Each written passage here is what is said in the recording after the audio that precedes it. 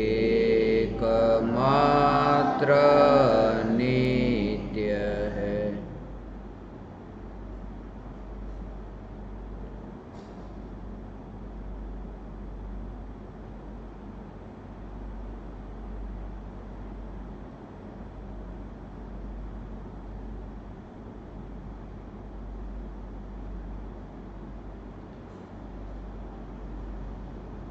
पहली शंका,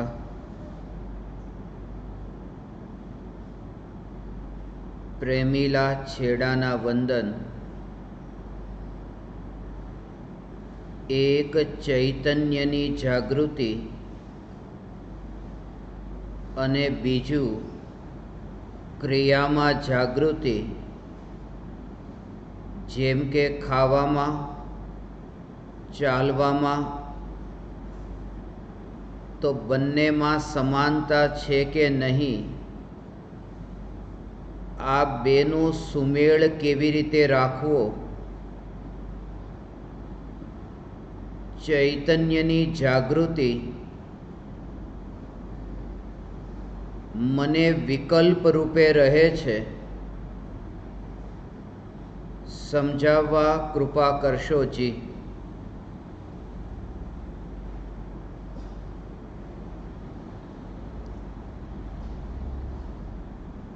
चैतन्य तत्व की स्वसंवेदन प्रत्यक्ष निर्विकल्प अनुभूति होते ही ऐसी यथार्थ श्रद्धा होती है कि मैं चैतन्य तत्व इस देह की किसी भी क्रिया में और विकल्पों के बहते प्रवाह में कहीं भी मिला नहीं हूँ। ऐसा शुद्ध चैतन्य तत्व मैं हूँ। चैतन्य तत्व की निर्विकल्प अनुभूति होने पर ज्ञान दीपक प्रज्वलित होता है। ज्ञान दीपक प्रज्वलित होते ही ऐसी यथार्थ श्रद्धा होती है कि मैं त्रिकाल प्रज्वलित ज्ञान दीपक हूँ। चैतन्य ज्योति की सत्ता के अतिरिक्त देह रूपी मिट्टी और रागादि विकारी भाव रूपी धुएं में कहीं भी फैला नहीं हूँ। चैतन्य तत्व की निर्विकल्प अनुभूति होते ही ज्ञानी स्वयं को राख की दीवार का पड़ोसी मानता है और मोक्ष मार्ग का मुसाफिर जानता है। मैं चैतन्य तत्व हूँ। ऐसी यथार्थ श्रद्धा उसी समय प्रकट होती है जिस समय निर्विकल्प अनुभूति होती है। इसलिए सबसे पहले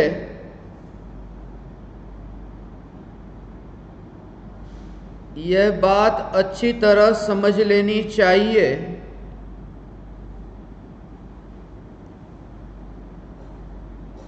सम्यक श्रद्धा का दूसरा नाम आत्म जागृति है। सम्यक दृष्टि को निरंतर सम्यक श्रद्धा है, इसलिए निरंतर आत्म जागृति है। इसलिए आत्म जागृति का संबंध विकल्पों के साथ बिल्कुल भी नहीं है, क्योंकि श्रद्धा का संबंध विकल्पों के साथ नहीं है। इसलिए श्रद्धा को त्रिकाल निर्विकल्प कहा है। श्रद्धा गुण को ही नहीं, श्रद्धा गुण की पर्याय भी त्रिकाल निर्विकल्प है, क्योंकि श्रद्धा गुण की पर्याय जो मोहर लगाती है, जो सोचती नहीं है, जिसमें तरंग नहीं उठती, इसलिए श्रद्धा को अंधी कहा कि वह जानती नहीं है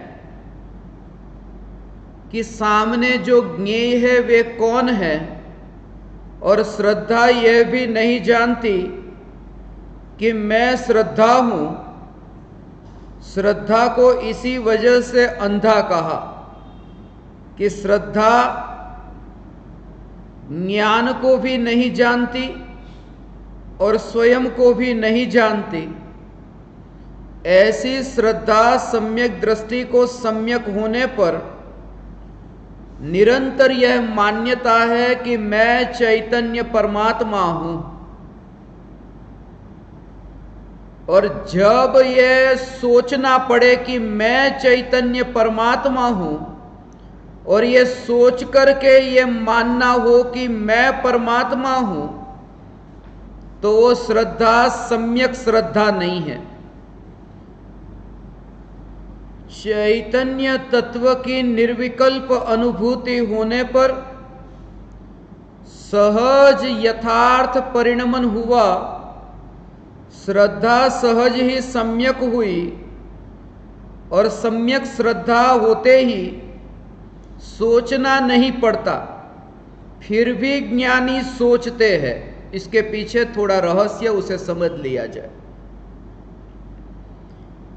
कि सोचने से ज्ञानी की श्रद्धा टिकी नहीं है, फिर भी ज्ञानी सोचते हैं। जैसे कोई करोड़पति स्वयं को करोड़पति मानता है, वह नींद में भी करोड़पति मानता है, फिर भी वह सोचता है कि मैं करोड़पति हूं, तो करोड़पति के योग्य मैं वस्त्र पहनकर बाहर निकलूं, करोड़पति के योग्य मैं गाड़ी में सफर करूं, करोड़पति के योग्य मेरा बाहर का आचरण हो। वह सोचता तो है, मगर इस सोचने के कारण मैं करोड़पति हूं ऐसी श्रद्धा नहीं है। तो जिन्हें मैं चैतन्य तत्व हूं ऐसी श्रद्धा है, उन्हें भी ऐसे विचार तो आते हैं। 12 भावनाओं में यही तो तत्व विचार होता है, चिंतवन होता है कि मैं चैतन्य तत्व, मैं अनंत गुणों का घनपिंड एकत्व, अनंत गुणों की एकता रूप ऐसा चैतन्य तत्व, तो ये चिंतन तो रहता है, मगर चिंतन के कारण श्रद्धा टिकी है, बात ऐसी नहीं है। श्रद्धा स्वयं के कारण है, और वह जो चिंतन होता है उस चिंतन के बल पर परिणति निर्मल होने की और ऐसी स्थिरता होने की और आगे कदम बढ़ता है। इसलिए सम्यक दृष्टि को, सम्यक श्रद्धा के लिए विकल्पों के साथ कोई संबंध नहीं है। कैसे भी विकल्प हो, युद्ध के विकल्प हो, दुकान पर बैठने के विकल्प हो, ये विकल्पों की उत्पत्ति जो होती है वो श्रद्धा का कार्य नहीं है, जो विचार आते हैं। जैसे अज्ञानी को भी ये जो विचार आते हैं वो विचार, वो जागृति नहीं है। जैसे चलते समय कि ये चल रहा है, ये शरीर है, तो ये चल रहा है, ये शरीर है और मैं आत्मा हूं, ये जो विचार है वो विचार विकल्प है, वो श्रद्धा नहीं है। और जैसा मैंने कहा कि श्रद्धा का विकल्प के साथ कोई संबंध नहीं है, इसलिए वो जो विकल्प चलते हैं चलते समय, वे विकल्प श्रद्धा नहीं है, वह विकल्प जागृति नहीं है, वह विकल्प तरंग है। तो जागृति क्या है, अब उसके बारे में मैं कहूं कि जब चलते समय ये विकल्प आते हैं, अज्ञानी को भी आते हैं और ज्ञानी को भी आते हैं। जब चलते समय ये विकल्प आते हैं कि ये चलने वाला जो है ये शरीर और मैं चैतन्य परमात्मा चलता नहीं, उस समय ये जो विकल्प उत्पन्न हो रहे हैं, ये विकल्प को अपनी सत्ता में माना है कि पराये की सत्ता में। सबसे पहले ये भेद विज्ञान जो सम्यक दृष्टि को सहज होता है, मिथ्या दृष्टि को ये भ्रम होता है कि ये जो विचार चल रहा है, सबसे पहला भ्रम ये कि ये जो विचार चल रहा है कि मैं शरीर नहीं हूं, ये चलने वाला शरीर मैं नहीं, मैं तो जानने वाला आत्मा हूं। ये जो विचार चलता है, ये विचार, ये विकल्प है। मिथ्या दृष्टि उसे जागृति मान लेता है। और दूसरी बात कि वो जो विकल्प है वह भी ठीक है, क्योंकि ज्ञानी को भी ऐसे विकल्प आते हैं, मगर ज्ञानी उन विकल्पों को जागृति नहीं मानते। तो इन विकल्पों को क्या मानते हैं कि ये विकल्प चैतन्य महल के आंगन में उत्पन्न होने वाले कांटे हैं, ये चैतन्य महल नहीं है।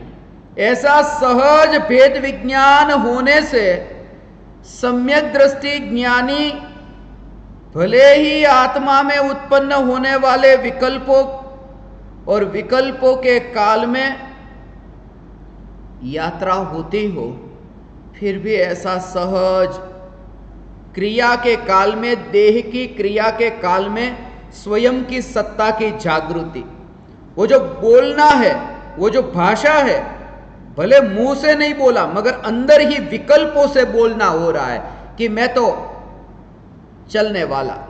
इसलिए ऐसा कहते तुम्हारी मातृभाषा, भले तुम दुनिया की कोई भी भाषा बोलते हो, मगर ऐसा कहते हैं कि तुम्हारी मातृभाषा कौन सी, कि जिस भाषा में तुम्हें विचार चलते हैं।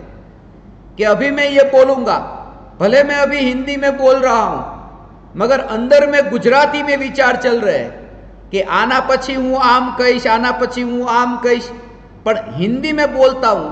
वो जो विचार भी कोई ना कोई भाषा में चलते हैं। ये शरीर मैं नहीं हूं, ये शरीर तो चल रहा है, ये शरीर में गति है। ये जो भाषा होती है, उन भाषा में भी भावों को जो समझता है और उसका गहरा भाव है। कार्य होता है मगर कार्य में भी कार्य पर जोर नहीं, वो भाषा में फंसता नहीं है।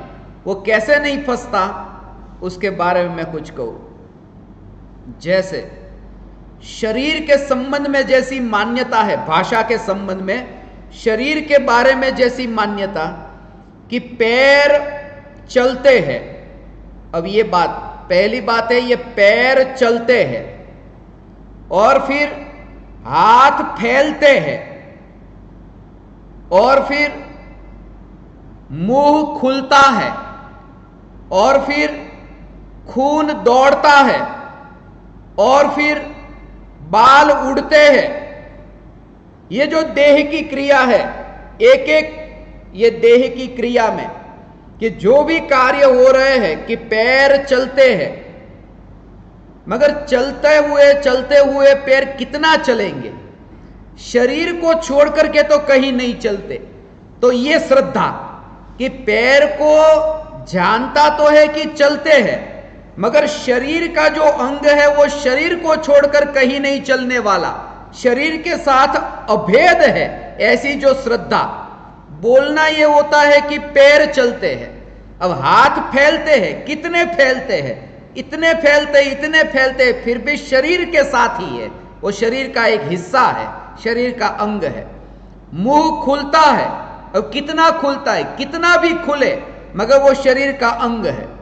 खून दौड़ता है, कितना दौड़ता है, दौड़ दौड़ करके भी जितना भी दौड़े वो शरीर के बाहर तो नहीं जाने वाला।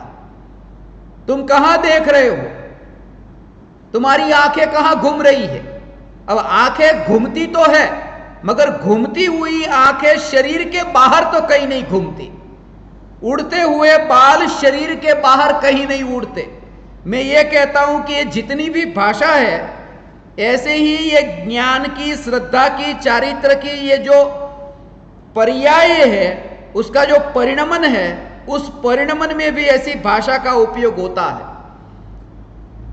और ज्ञानी को प्रति समय यह जागृति है कि श्रद्धा किसी भी पर पदार्थ में अपनापन करे, फिर भी यह श्रद्धा आत्मा में से बाहर तो नहीं जाती। ये भाव कि टेबल को अपना माना, कुर्सी को अपना माना, कि टेबल को अपना मानने वाली श्रद्धा टेबल में नहीं जाती, वो भी यहां पर ही है। ऐसा यदि टेबल में चली जाती तो वो श्रद्धा तो सम्यक दर्शन हो जाती। क्यों? क्योंकि टेबल में श्रद्धा है और वो मानती है कि मैं टेबल, तो सच्चा जैसा है ऐसा मान लिया। मगर वो श्रद्धा आत्मा की है और टेबल में अपनापन किया, इस वजह से वो मिथ्यात्व है। माने आत्मा की पर्याय आत्मा में ही रह करके पर पदार्थ में अपनापन करती है। सम्यक दृष्टि को 24 घंटे यह जागृति है। इसलिए एक बात अच्छी तरह से समझ लेना कि विकल्प रूप जागृति होती ही नहीं है। जागृति मान्यता रूप होती है, और कैसे भी विकल्प हो, उन विकल्पों के काल में उस जागृति को कोई फर्क नहीं पड़ता। अब उसका एक रहस्य, जैसे वो जो श्रद्धा, डॉक्टर ऑपरेशन करने जाता है, अपनी पत्नी के साथ में बैठकर भोजन करता है, बच्चों के साथ में खेलता है, मगर उसकी श्रद्धा को उन विकल्पों से क्या लेना देना। वो भी भोजन करने का विकल्प, अस्पताल में मरीज को जांचने का विकल्प, बच्चों के साथ खेलने का विकल्प, घूमने जाने का विकल्प, मगर श्रद्धा वो निरंतर वहां कायम है कि मैं डॉक्टर हूं। तो श्रद्धा उससे कोई लेना देना नहीं कि तुम्हारे विकल्प कैसे हैं। जैसे तुम्हें विकल्प आते हैं कि महावीर भगवान सिमंदर भगवान के दर्शन किए, तो उस समय यह भाव आया कि हे भगवान, जैसे आप हैं ऐसे ऐसा ही मैं हूं, ये विकल्प आया ना। मगर उस समय श्रद्धा तो ये है, उस समय श्रद्धा ये कि मैं शरीर हूं, ऐसा ये श्रद्धा थोड़ी गई। तो वो जो विकल्प होते हैं वो विकल्प बिल्कुल अलग है और श्रद्धा अलग है। श्रद्धा का विकल्प के साथ में कोई संबंध नहीं है। अब दूसरी बात, यहां जो पूछा है, एक चैतन्य की जागृति और दूसरी क्रिया में जागृति, जैसे खाने में, चलने में, ये जो दोनों प्रकार की जागृति, सबसे पहले इसमें यह समझ लिया जाए कि जागृति दो प्रकार की नहीं होती, कि आत्मा की जागृति और पर पदार्थों की जागृति ये अलग अलग नहीं होती। इसका भाव यह है कि ये अलग अलग समय पर नहीं होती, अलग अलग आत्माओं में नहीं होती। एक ही आत्मा में एक ही समय में ये दोनों प्रकार की जागृति एक समय में होती है। विचार किसी के भी चले, मगर विचार जो है, वो विचार जो विकल्प है वो एक का होगा, मगर जो जागृति है वो दोनों की होगी। उसके बारे में थोड़ा समझे कि एक है अपना घर और रास्ते से जाता था, ये है फिर दूसरों का घर। तो जब दूसरों के घर को देखा तो ये विकल्प आया, ये तो रमेश का घर है, ये सुरेश का घर है, ये विकल्प आ रहा है। तो उस समय विकल्प रमेश का और सुरेश के घर का है, अपने घर का विकल्प नहीं है। और फिर चलते चलते अपने घर की ओर आया और अपना घर दिखा, तो यह विकल्प आया कि ये मेरा घर है। तो ये विकल्प की बात हुई कि रमेश का घर, सुरेश का घर और ये मेरा घर। मगर जब रमेश का घर, जिसका विकल्प हुआ कि ये रमेश का घर, उस समय श्रद्धा तो थी कि मेरा घर हुआ। और जब वो अपने घर को देखता है, विकल्प होता है कि ये मेरा घर, उस समय भी ये श्रद्धा है कि यहां मोहल्ले में और भी सभी लोगों के घर है। माने श्रद्धा सभी की एक साथ में होती है। इसलिए तत्वार्थ सूत्र में ये जो कहा ना, आत्मा की श्रद्धा का नाम सम्यक दर्शन नहीं कहा, तत्वार्थ श्रद्धानम, वो सातों तत्वों की श्रद्धा कही, क्योंकि अलग अलग नहीं होती। पहले आत्मा की श्रद्धा हो फिर अजीव की श्रद्धा हो, ऐसा नहीं। ज्ञान में और विकल्प में ये अलग अलग जानने में आ सकते हैं, मगर श्रद्धा तो एक साथ में रहती है, ऐसी ये श्रद्धा। इसलिए ये आत्मा की चैतन्य की जागृति और क्रिया की जागृति, क्रिया में जागृति, ये अलग अलग नहीं। जागृति का अर्थ श्रद्धा। भोजन करने का विकल्प आया, वो विकल्प को जागृति माना है, इसलिए यह भ्रम पैदा हो सकता है कि भोजन करने के विकल्प के काल में आत्मा की जागृति कैसे रहे, और आत्मा की जागृति रहे तो भोजन कैसे होगा। वो जागृति का संबंध विकल्प के साथ में जोड़ा, इसलिए यह भ्रम होता है। और इसके बारे में आत्म जागृति ज्ञान से ज्ञायक तक में एक विशेष प्रकरण लिखा है आत्म जागृति के संबंध में, जागृति के संबंध में, और उसे नित्य क्रम के साथ में घटित किया है। वहां विस्तार से आपको यह समझने को मिलेगा। और चैतन्य की जागृति मुझे विकल्प के रूप में रहती है। फिर जो आपको अभी बताया कि दोनों की जागृति एक समय में होती है, एक साथ होती है, दोनों की माने जीव और अजीव, ये दोनों, और बाकी पांचों की तो होती है, मगर ये समझने के लिए यह दो की बात बताई है, खाने पीने और चलने की क्रिया में, इसीलिए ये बात बताई। और प्रत्येक क्रिया में अज्ञानी को ऐसी श्रद्धा तो नहीं है, उसके लिए उसे क्या करना। कुछ लोग ये कहते हैं कि हमें आत्मा की श्रद्धा है, मगर पूरी नहीं है, थोड़ी श्रद्धा अभी हुई है और थोड़ी अभी बाकी है। तो यह भी सबसे बड़ा भ्रम कि श्रद्धा थोड़ी होती है और थोड़ी नहीं होती, ऐसा नहीं। किसी को यदि तुम कहो कि तुम कौन हो, पुरुष हो कि स्त्री, कि मैं थोड़ा तो पुरुष हूं और थोड़ी तो स्त्री हूं, वो कहेंगे तुम नपुंसक हो, क्योंकि थोड़ा पुरुष और थोड़ी स्त्री। ऐसा होता नहीं है, उसे तो कहते हैं आधा स्त्री आधी पुरुष, ऐसा नहीं। वो जो दोनों एक साथ में होते हैं, तो ऐसे वो जो स्त्री और पुरुष वो दोनों को एक साथ में लो तो वो कहते हैं वो नपुंसक है। ऐसे ही श्रद्धा ऐसी नपुंसक नहीं होती, या तो फिर सम्यक होती है या फिर मिथ्या होती है। इसलिए थोड़ी श्रद्धा है और थोड़ी नहीं है, ऐसा नहीं। और उसको ऐसे समझो, चौथे गुण स्थान में सम्यक श्रद्धा है, चौथे गुण स्थान में सम्यक श्रद्धा। फिर मुनिराज की दशा, तो वहां पर भी श्रद्धा सम्यक है। फिर 12वें गुण स्थान में वहां पर भी श्रद्धा है। फिर अरिहंत भगवान तीर्थंकर परमात्मा को, वहां पर भी श्रद्धा है। ये नाम बदल जाते हैं कि यहां जो श्रद्धा कहा, सम्यक दर्शन कहा, फिर 12वें गुण स्थान में अवगाढ़ सम्यक्त्व कहा, फिर 13वें गुण स्थान में परमावगाढ़ सम्यक्त्व कहा। माने परमावगाढ़ सम्यक्त्व में थोड़ा ज्यादा अपनापन होता है, ऐसा नहीं। वो ज्ञान के साथ में वो श्रद्धा वो बताने के लिए वो परमावगाढ़ सम्यक्त्व कहा, मगर श्रद्धा तो श्रद्धा है। इसलिए सम्यक दृष्टि जैसे ये मानता है कि ये मैं भगवान आत्मा हूं, ऐसे ही अरिहंत भगवान, सिद्ध भगवान ये मानते हैं कि उस समय, ये खास समझना, एक एक शब्द को समझना जब मैं बोलता हूं। फिर जब तुम कोई शंका लेकर आओगे ना, तो उस समय मैं तुमको कहूंगा कहां से ये सुना, लाओ, और तब फिर मैं तुमको उसके शब्द बताऊंगा कि वो शब्द तुमने नहीं सुना था। इसलिए एक एक शब्द के अंदर जो कनेक्शन है, भाव है, वो समझना। सम्यक दृष्टि ये मानते हैं कि मैं आत्मा हूं, और ऐसे ही अरिहंत भगवान, सिद्ध भगवान मानते हैं कि मैं भगवान आत्मा हूं।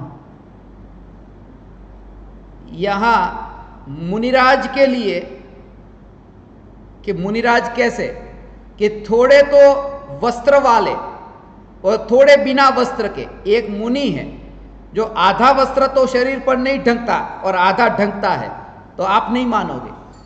क्यों? क्योंकि ऐसे मुनि होते ही नहीं कि थोड़ा कपड़ा पहने और थोड़ा नहीं पहने। मुनिराज तो वे है जिनके शरीर पर धागे मात्र का परिग्रह नहीं। तो वहां वो 50-50 नहीं लिया ने कि आधा ढंग का और आधा। तो मुनि के लिए जैसे पूरी तरह से नग्न हो ये नियम, जैसे अरिहंत भगवान के लिए, तीर्थंकर भगवान के लिए कि 2 टाइम भोजन नहीं करे मगर 1 टाइम भोजन करे वे तीर्थंकर, कि नहीं नहीं नहीं, पूरी तरह से जिनका आहार नहीं होता है, आहार छूट गया, वे अरिहंत भगवान, वे तीर्थंकर भगवान। वहां 50-50 नहीं लिया कि थोड़ा तो कर लेंगे 1 टाइम और 1 टाइम नहीं करेंगे। मुनि के लिए जैसे बताया पूर्ण रूप से नग्न, तीर्थंकर के लिए कहा कि पूर्ण रूप से आहार के त्यागी, और सिद्ध भगवान के लिए कि वैसे हमारे जैसा शरीर तो सिद्ध भगवान को नहीं होता मगर वज्र ऋषभ नाराज सनन शरीर सिद्ध भगवान को होता है, ऐसा कहो तो चलेगा कि नहीं? कि नहीं, सिद्ध भगवान माने जिन्हें कोई शरीर ही नहीं, पूरी तरह से, थोड़ा है और थोड़ा नहीं ऐसा नहीं। तो जैसे मुनि के लिए पूर्ण नग्नता, फिर अरिहंत तीर्थंकर भगवान के लिए अनाहारी और सिद्ध भगवान के लिए देहातीत, ऐसे जैसे पूर्ण रूप से ये सत्य है, ऐसे सम्यक दृष्टि को श्रद्धा भी पूर्ण होती है, अधूरी नहीं होती। ये प्रत्येक गुणस्थान के लिए ये जो नियम है वो, और इस संबंध में अभी आगे दूसरी एक शंका है, उस शंका को भी साथ में लेंगे तो और स्पष्ट होगा।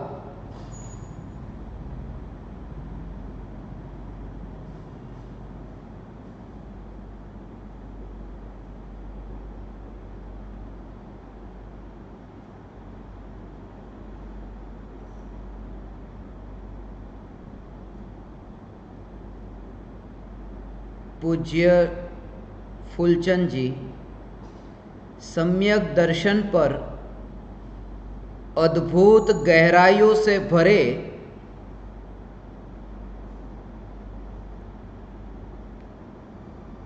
आत्म खोज में सहायक ऐसे सत्संग देने के लिए बहुत बहुत आभार। अगर इस भव का प्रयोजन सम्यक दर्शन है तो हमारे लिए यह अत्यंत महत्वपूर्ण है कि हम इसके बारे में अधिक से अधिक जानें और इसके रहस्य उनके मुख से समझे जिन्हें इसका अनुभव है। हमारे लिए वे प्रवचन बहुमूल्य है। हम मुमुक्षुओं को अपना कीमती समय देने के लिए आपका बहुत बहुत धन्यवाद।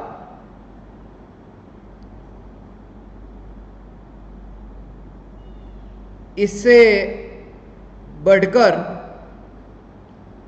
आपने हमें शंका समाधान का ये अनेरा सुअवसर दिया है। हमारा यह कर्तव्य है कि हम इस ज्ञान का प्रयोग अपने जीवन में करें।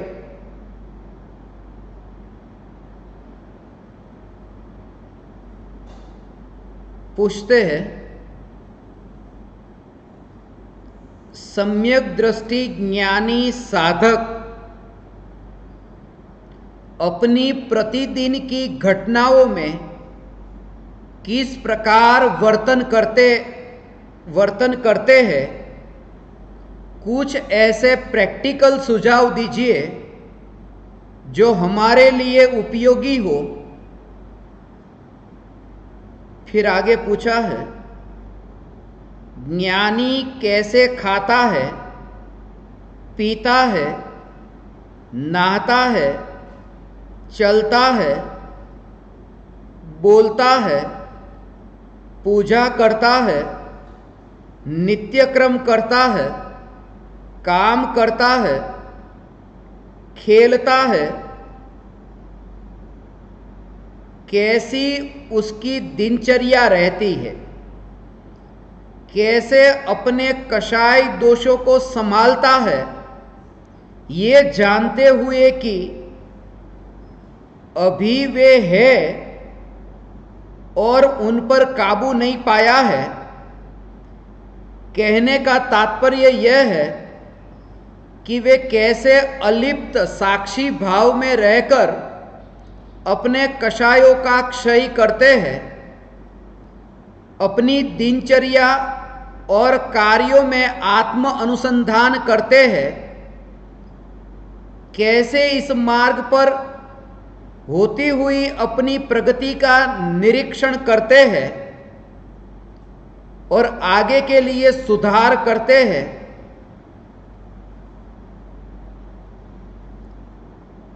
अंत में लिखा है, अभी मैं सब प्रवचनों को नहीं सुन पाया हूं, परंतु सुनने की भावना है।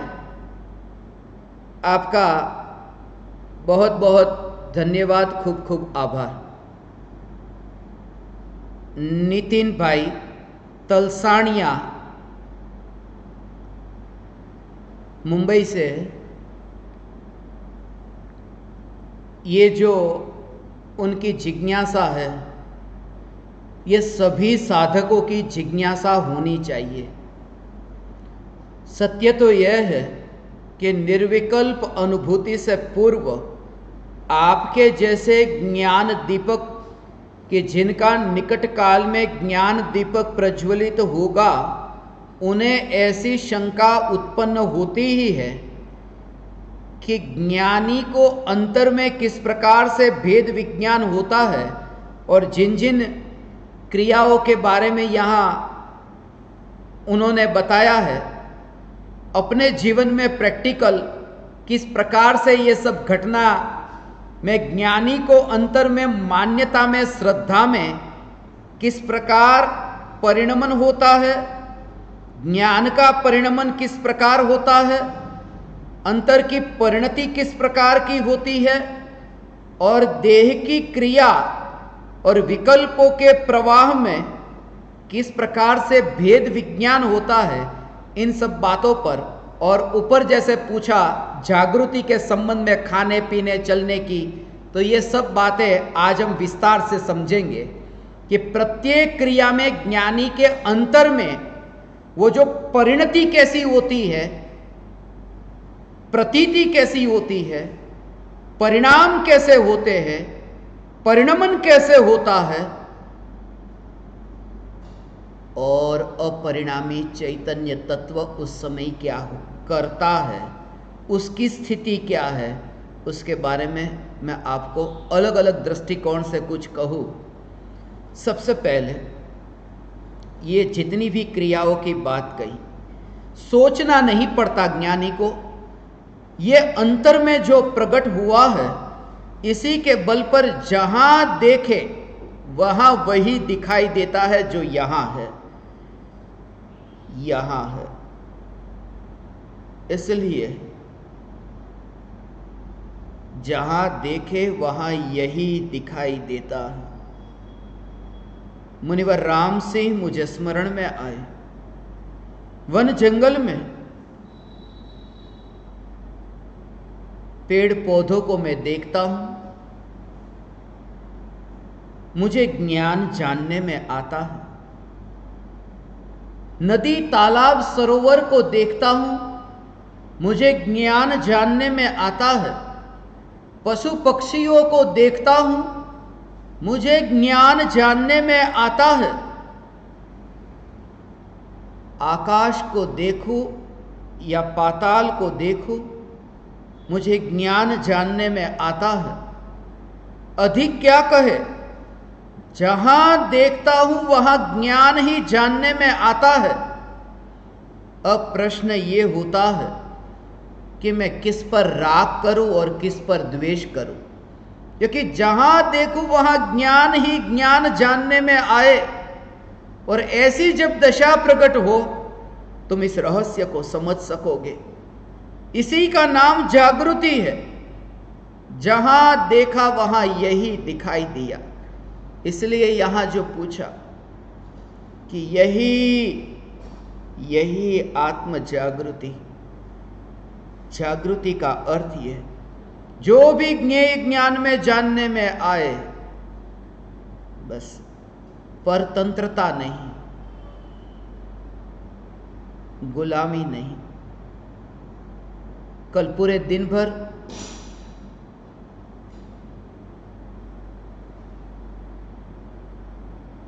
कुछ लोग वो वीडियो चला रहे थे भारत देश के बारे में। पूरी रात भर में सो नहीं पाया और यही विचार जो चलता रहा वो मैं आपके सामने अभी व्यक्त करता हूं। वीडियो ये चलाया था भारत देश के बारे में और यहां से ही यात्रा की शुरुआत हुई। अंतिम बार मैंने घड़ी में देखा 10:10 हुए थे और वो वीडियो का विचार मेरे अंतर में चल रहा था। भारत देश, आत्मनिर्भर भारत, बहुत गुलामी की परदेश की। अब कब तक परदेश की गुलामी करेंगे? अब हमारे देश में जो वस्तु उत्पन्न होती है उन्हीं वस्तु का उपयोग करो, विदेशी वस्तु का नहीं। आत्मनिर्भर, आत्मनिर्भर। और उसी से यात्रा हुई कि हां, एकमात्र निर्भर होना है तो आत्मा पर ही होना और कहीं पर भी नहीं। आत्मनिर्भर, आत्मनिर्भर शब्द से जो पूरी रात्रि में जो चला उसके बारे में मैं आज आपसे कहूं। आत्मनिर्भर। हे ज्ञान दीपक, ये जो पर्याय है, ये जो पर्याय का प्रवाह है, ये पर्याय का प्रवाह दौड़ता है, ऐसे दौड़ता है, अभी यहां अभी वहां, इन विकल्पों में उन विकल्पों में, इन ज्ञेयों में उन ज्ञेयों में। जब ये अंतर में विचार चले कि ये जो पर्याय का प्रवाह ऐसे जो बहता है, आत्मनिर्भर, आत्मा का आश्रय ले, आत्मा का आश्रय ले, यहीं पर ही। और ये जो सुविधा मिली है, ये सुविधा का सदुपयोग हो, ये अवसर का सदुपयोग हो, इस अवसर का सदुपयोग हो। और उसी समय आधुनिक इस युग में भारत देश की तरक्की मुझे स्मरण में आई। मुंबई की वह घटना मुझे स्मरण में आई कि उस समय ये विकल्प, एटीएम मशीन, पहले बैंक में रुपये निकालने जाता कितना समय लगता, आधी रात को निकलते नहीं, दिन में ही जाओ, 10 बजे जाओ, 4 बजे बंद। मगर वो मशीन आया, एटीएम, वो एटीएम मशीन, और एटीएम मशीन के बाहर लोगों की कतार थी, 1 2, उसके बाहर भी कतार थी। वो कतार मुझे दिखाई दी, वो एटीएम मशीन दिखाई दिया।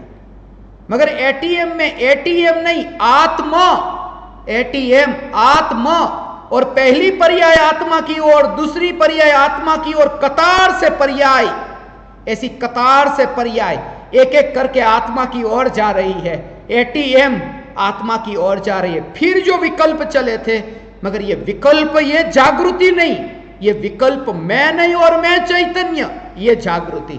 मैं तो उन विकल्पों के बारे में आज आपसे कहूंगा कि रात्रि में पूरी रात भर वो आत्मनिर्भर से कैसे विकल्प चले थे। और इसी के संबंध में ये शंका है, इसलिए आज मुझे ये भाव आया कि खास आज ये शंका का समाधान हो। सम्यक दृष्टि से संबंधित ये शंका है।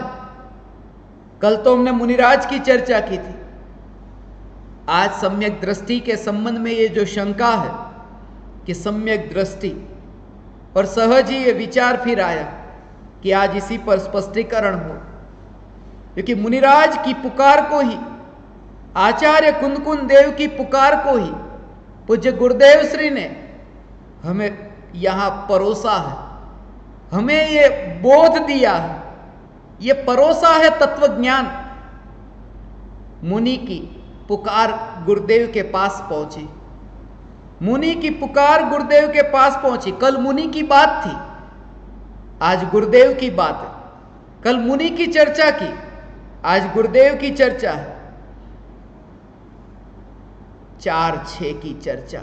आज का दिन चौथे गुणस्थानवर्ती पूज्य गुरुदेव श्री छठे गुणस्थानवर्ती आचार्य कुनकुन देव जो समय सार की रचना। रात्रि में यह विचार चल रहा था, करवटें बदलती जा रही थी, यहां वहां यहां वहां, मगर जो विचार चल रहा था उन विचारों को अत्यंत दूर से देखने वाला ज्ञान, जो ज्ञान दर्पण ऐसी सत्ता मात्र अनुभव प्रमाण से व्यक्त आत्मा की निर्विकल्प अनुभूति, फिर वह स्मरण में आया। कहो कुछ आत्मा की अनुभूति के बारे में।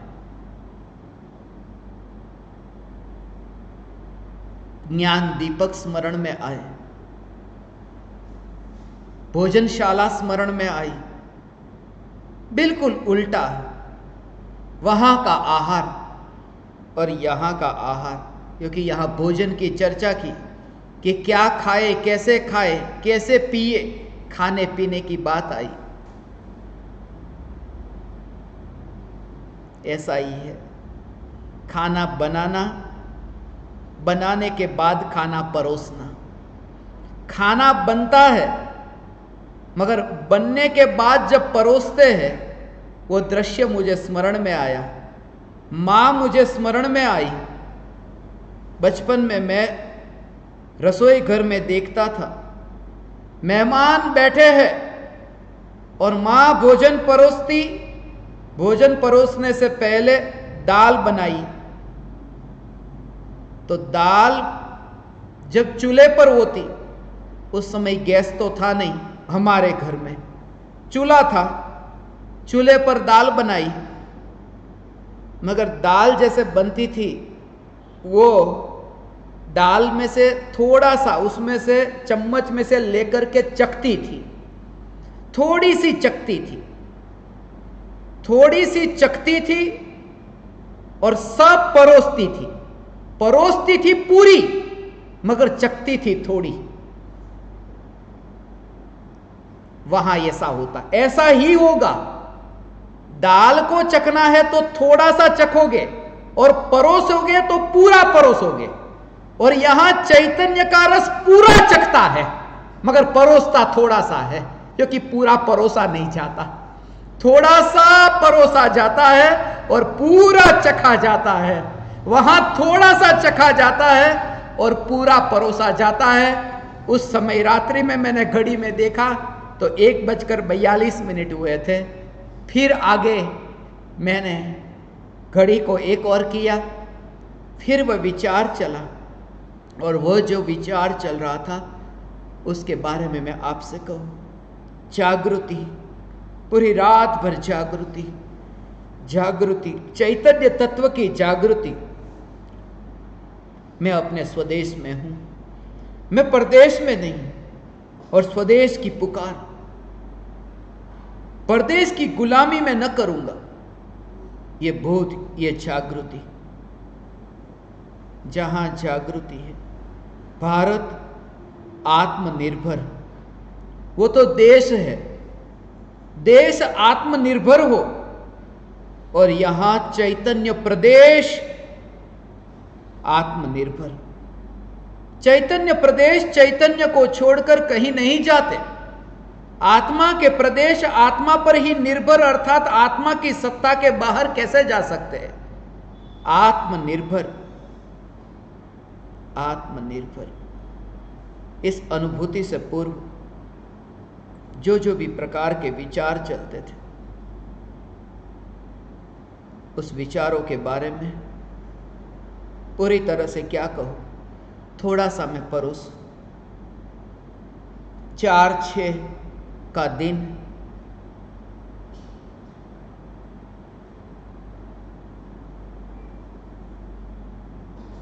सिंहासन स्मरण में आया। मैं पलंग पर लेटा था, फिर बैठा, सिंहासन। राज सिंहासन, राजा है वह सिंहासन पर बैठता है कि महावीर भगवान स्मरण में आए। महावीर भगवान जब सम्राट थे, सिंहासन पर बैठे थे, तब उनका नाम आपको पता नहीं होगा। वर्धमान उनका नाम नहीं था। जब वे सिंहासन पर बैठे थे उनका नाम वर्धमान नहीं था। ये राजा जब सिंहासन पर बैठे थे तब उनका कोई नाम ही नहीं था, फिर भी पहचाने जाते थे एक शेर के नाम से। वो महावीर भगवान, वो वर्धमान का भव, और उस महल में उसे मैं सिंहासन नहीं कहता, मगर शेर की पर्याय में वो सिंह के शरीर में ही ये जीव राजा बैठा था। वो सिंहासन, शेर के शरीर में ही बैठने वाला जीव राजा, वो सिंह के आसन में, बाकी तो आसन तो नकली ना, वो नकली सिंहासन है। जिसे कहते हैं कि सम्राट सिंहासन पर बैठता है राजमहल में, वो नकली है, वो झूठे है। वो सिंह जैसा आकार है मगर वहां सिंह नहीं। महावीर भगवान का सिंहासन स्मरण में आया। फिर ये जितने भी प्रश्न आज पूछे गए हैं उन प्रश्नों के संबंध में ये सब एक एक का कनेक्शन किस प्रकार से स्मरण में आया। सम्यक दृष्टि ज्ञानी धर्मात्मा, इसमें जो पूछा है सम्यक दृष्टि, सम्यक दृष्टि,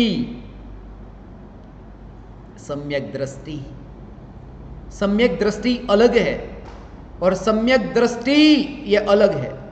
रस्व दृष्टि में जो रस्व, रसवाई होय, टी रसवाई, અને ક્યાંક सम्यक दृष्टि में दीर्घ दृष्टि, तो दोनों में अंतर है। वो सम्यक दृष्टि में टी रस्व हो तो उसका नाम है, जो दृष्टि सम्यक है उसका नाम सम्यक दृष्टि, वो रस्व वाला।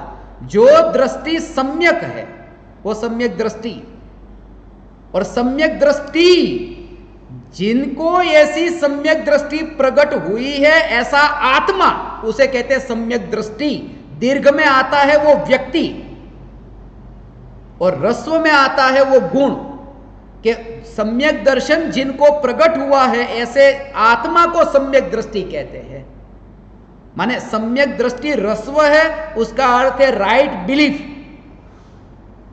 और सम्यक दृष्टि में टी दीर्घ है, उसका मतलब है one who has attend right belief. ये दोनों में ये अंतर, वो सम्यक दृष्टि का विचार, कि सम्यक दृष्टि को किस प्रकार से भेद विज्ञान होता है, और इसके बारे में उन्होंने दिन प्रतिदिन प्रैक्टिकल सुझाव पूछे हैं कि प्रैक्टिकल लाइफ में वह तो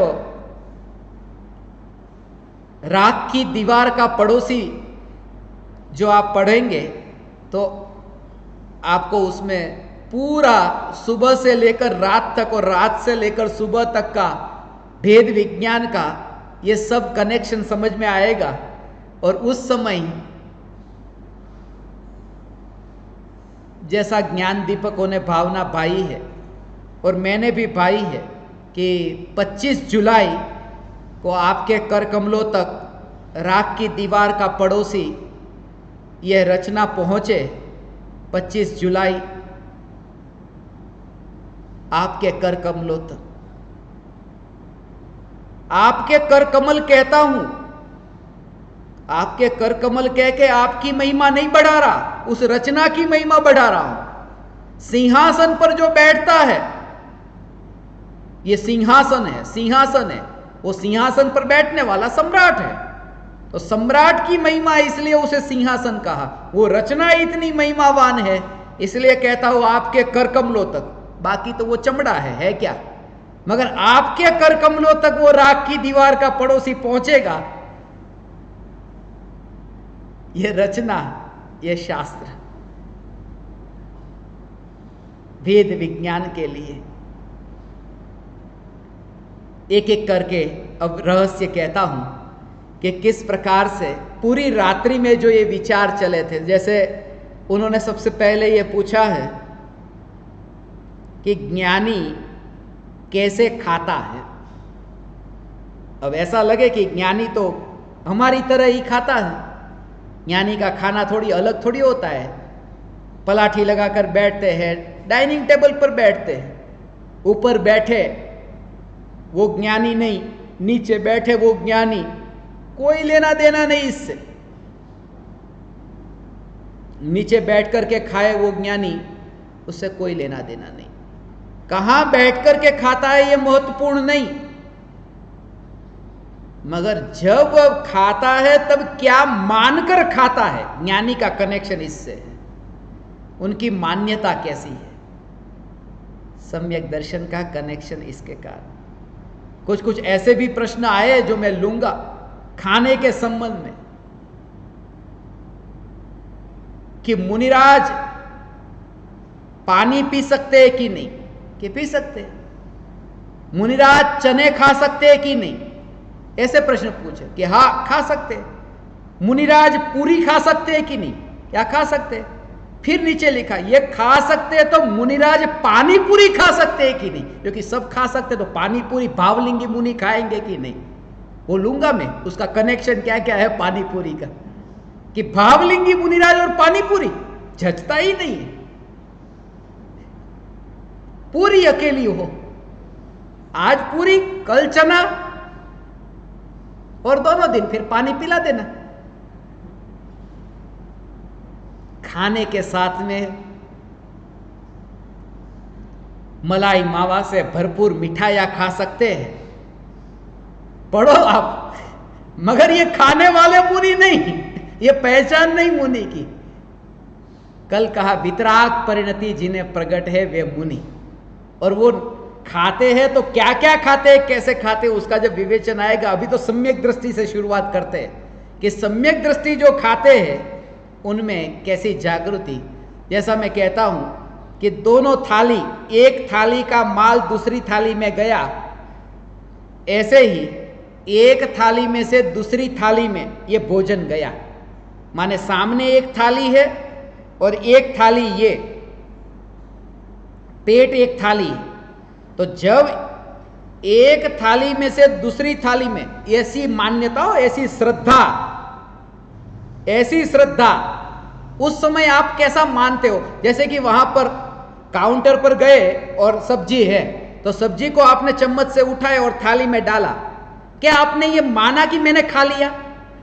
जैसे ऐसी श्रद्धा है तुम्हें कि वो जो पात्र है, वो तपेली है, तपेला है, उसमें से जो भी तुमने चम्मच से उठाया थाली में डाला, कैसी मान्यता कि मैंने नहीं खाया, मैंने अभी नहीं खाया, मैंने अभी नहीं खाया। ऐसे ही श्रद्धा ऐसी कि यहां थाली में से पेट में जाए तो मैंने नहीं खाया, और वहां तो ऐसा है कि मैंने नहीं खाया मगर खाने वाला हूं, और यहां तो ऐसा है कि कभी खा ही नहीं सकता, वो चैतन्य मैं हूं। इतना अंतर। वहां तो थोड़ी देर के बाद 5 मिनट के बाद मैं खा लूंगा, वो मान्यता पड़ी है। अभी नहीं खाया मगर 5 मिनट 2 मिनट कुर्सी पर टेबल वहां पर जाकर के खा लूंगा। मगर सम्यक दृष्टि ये मानते हैं ये, और इसके लिए सोचते नहीं है, उससे पहले सोचते हैं। इसके लिए नहीं सोचते, उससे पहले सोचते हैं कि एक एक शब्द के पीछे कनेक्शन है। हर बार मैं नहीं बताऊंगा, ये वाक्य हर बार नहीं बोलूंगा, मगर तुम कोई भी वाक्य लेकर आओ, और तुम्हें जब भी कोई शंका हो, मैं मुंबई में साधकों से कहता था, वो मुझसे पूछते हमें किनकी वाणी सुननी चाहिए, तो मैंने उनसे यही कहा तुम्हें उनकी वाणी सुननी चाहिए। जितनी भी वाणी मिले उसका तुम मिलान कर लेना। जब तुम्हें कोई तकलीफ हो अपने जीवन में, कभी ऐसा तुम्हें दुख हो, तब कोई भी प्रवचन सुन लेना, और कोई भी प्रवचन बीच में से चालू कर देना, आगे पीछे कहीं से भी, माने ऐसा नहीं शुरुआत से सुनना। और जो तुम सुनो तुम्हारे प्रॉब्लम का सॉल्यूशन उसमें से मिल जाए, बस तो तुम्हारे लिए वो बात सच्ची है। फिर उनके सब प्रवचन सुनना, थोड़ी कसौटी कर लेना। तो थोड़े दिन बाद वो मेरे पास आए कि मुझे जितना भी प्रॉब्लम है ना, वो प्रॉब्लम जब होता है और मैं आपका प्रवचन सुनता हूं ना, तो सॉल्यूशन मिल ही जाता है और आगे पीछे कहीं भी सुनता हूं तो आपके पास तो चमत्कार है, चमत्कारी बाबा कि मैं चमत्कारी बाबा नहीं हूं, मगर जितने भी प्रॉब्लम है, प्रॉब्लम का समाधान चैतन्य से है। और आप जो भी प्रवचन सुनेंगे हमारे, तो शुरुआत से सुनो, बीच में सुनो, अंत में सुनो। शुरुआत ही चैतन्य से होती है, अंत भी चैतन्य से होता है, और बीच में तो चैतन्य चैतन्य आता ही है। इसलिए प्रॉब्लम का सॉल्यूशन चैतन्य के बिना नहीं है। बात यह है, इसलिए गुरुदेव के लिए कहते हैं, गुरुदेव चैतन्य का चमत्कार है, हमारे पास तो और कोई चमत्कार नहीं, चैतन्य चमत्कार। इसलिए ज्ञानी भोजन करते हैं तो ये भेद विज्ञान की ऐसा। और जैसे मैं मुंबई में फैक्ट्री में काम करता था, हीरा बाजार में, ये बैठे हैं साक्षी, हीरा बाजार में फैक्ट्री में जाता था, और रात्रि के 12 बजे भी उस समय किसी का फोन आया ना, तो मैंने ये बोल दिया कि कहाँ हो, कि फैक्ट्री में। उस समय बोले रात के 12 बजे फैक्ट्री में? बोले हाँ। कौन सी फैक्ट्री में हो? वहां तो बंद है, डायमंड मार्केट में तो रात को 12 बजे कौन सी फैक्ट्री खुली रहती? मैंने कहा मैं फैक्ट्री में हूं। फैक्ट्री में क्या बनता है और फैक्ट्री का प्रोडक्शन, वो जो प्रोडक्ट है वो क्या है, और रॉ मटेरियल होता है ना, जैसे कपास में से कपड़ा बनता है तो कपास है, उसको रॉ मटेरियल कहो, और कपड़ा बना उसे प्रोडक्ट। तो मैंने उनको कहा मैं फैक्ट्री में हूं, मल मूत्र की फैक्ट्री में हूं, जिसमें से मल मूत्र बनता है, और उसका जो रॉ मटेरियल है वो हलवा पूरी, ये रॉ मटेरियल है। फैक्ट्री में रॉ मटेरियल अंदर आता है और प्रोडक्ट बनकर के बाहर जाता है। तो ये हलवा पूरी का रॉ मटेरियल अंदर जाता है फैक्ट्री में, और मल मूत्र होकर के वो बाहर निकलता है। ऐसी फैक्ट्री में मैं हूं। बोले अरे ऐसी भी कोई फैक्ट्री होती है? कहां है? हमें आना है। अरे तुम्हें आने की जरूरत नहीं, तुम भी फैक्ट्री में हो। तब उनको कि अरे मैं भी फैक्ट्री में हूं। तब से लेकर के वो प्रवचन, हर प्रवचन में आने लगे कि ऐसी फैक्ट्री, मुझे तो इस फैक्ट्री में से छूटना है।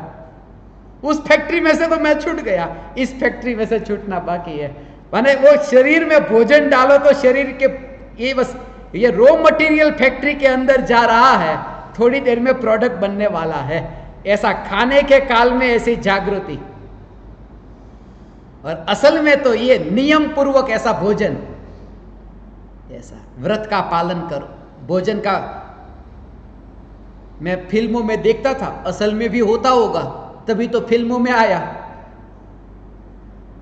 कि वो कड़वा चौथ का व्रत होता है महिलाओं का, कि पति की लंबी आयु के लिए। तो उसमें क्या करते हैं कि चांद का दर्शन हो न, उसके बाद ही भोजन होता है कड़वा चौथ में।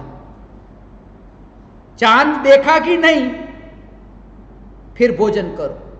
तो उसको मैं ऐसे, कड़वा चौथ में मैं ये कहता कि चैतन्य चांद का दर्शन जब होता है, उसके बाद अतीन्द्रिय आनंद का भोजन होता है, और उसी का नाम कड़वा चौथ नहीं, चौथा गुणस्थान बना लिया।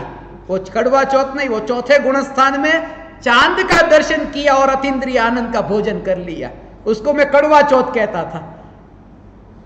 फिर उन्होंने पूछा है कि पीने के लिए कि क्या क्या खाना पीना कैसा ध्यान रखे। ज्ञानी मांस नहीं खाता, ज्ञानी खून नहीं पीता, मांस खून ज्ञानी नहीं। इसलिए उसका भाव ये है, शरीर तो मांस ही है, जीभ तो तालू को छूती ही है, वो भी मांस ही है, मगर भाव ये है कि मांस और खून में ज्ञानी का एकत्व नहीं है। इसलिए ज्ञानी मांस और खून, ये असली भाव ये है। ज्ञानी को मांस भक्षण नहीं, ज्ञानी को खून पीना नहीं होता, इसका गहरा भाव ये है। ये खाना पीना ये हुआ। अब ये पूछा है कि ज्ञानी जब नहाते हैं तो कैसे नहाते हैं? वो तो राख की दीवार के पड़ोसी में कहा ना, शरीर को धोते हैं तो ऐसे धोते हैं जैसे मांस मांस से धोया जा रहा है, मांस मांस की सफाई करता है। कसाई जैसे हो ना, वो कसाई मांस को धोता हो और तुम देखते हो वहां उस दृश्य को, तुम्हें इतना तो पता है ना कि वो मांस कितना भी धोए मगर वो धुलने वाला नहीं, और हटाओ नजर वहां से। ऐसे ही जब शरीर को शरीर से धोते हैं तब ये मान्यता कि यहां ध्यान करने योग्य नहीं, ऐसा जोर ज्ञानी को, ये नहाने की क्रिया। फिर जब ज्ञानी चलता है तो कैसे चलता है? अचल की श्रद्धा से चलता है। जब शरीर चलता है तब शरीर के चलने के काल में कि मैं अचल हूं। ज्ञानी जब बोलता है तो कैसे बोलता है?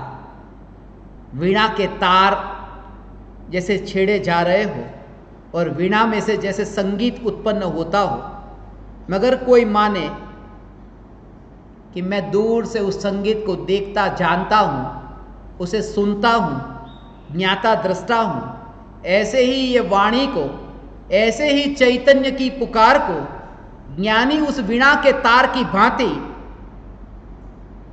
ये टकराते हुए ये पुद्गल परमाणु को अत्यंत दूर से देखता है।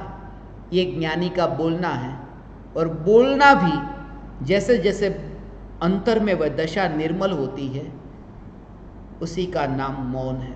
इसलिए ज्ञानी को मौन, मुनि को ही नहीं ज्ञानी को भी मौन, इसलिए क्योंकि विकल्पों का मौन जब हुआ तभी वे ज्ञानी हुए। ज्ञानी को मौन है, ज्ञानी को सदा मौन है, मौन है। ज्ञानी मौनी है, मौनी है। और जो मौन को उपलब्ध हुआ वही बोलने का हकदार है। इसलिए मिथ्या दृष्टि को उपदेश का अधिकार नहीं। चौथे गुणस्थानवर्ती ज्ञानी की वाणी और तब से लेकर आगे उनको ही श्रुत ज्ञान कहा, क्योंकि जो मौन हुआ वही बोलने का हकदार हुआ। इसलिए ज्ञानी की वाणी, ये बोलना, और जैसे जैसे अंतर में दशा निर्मल होती जाती है बोलना कम होता जाता है। ये खास याद रहे। वाणी अल्प, परिणति जैसे से निर्मल। इसलिए आज से पीछे पीछे पीछे जाओ तो समय सार पर टीकाएं अभी लिखी गई 700 वर्ष पहले जयसेन आचार्य, 1000 वर्ष पहले अमृतचंद्र आचार्य। हमने भी वो न्यायक भाव प्रकाशक करके अंग्रेजी में लिखी, इल्यूमिनेटर ऑफ प्योर सोल।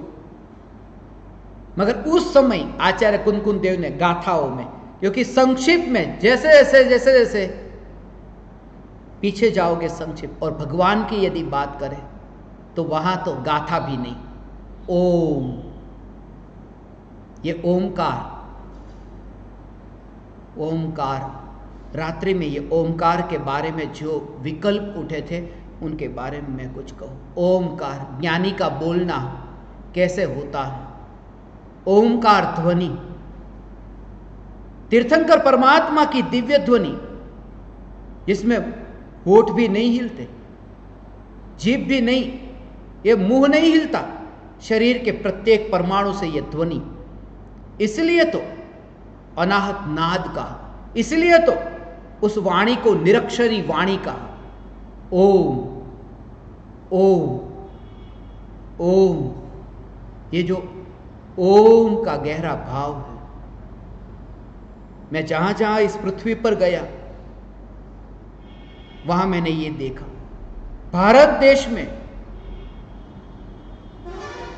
अभी जो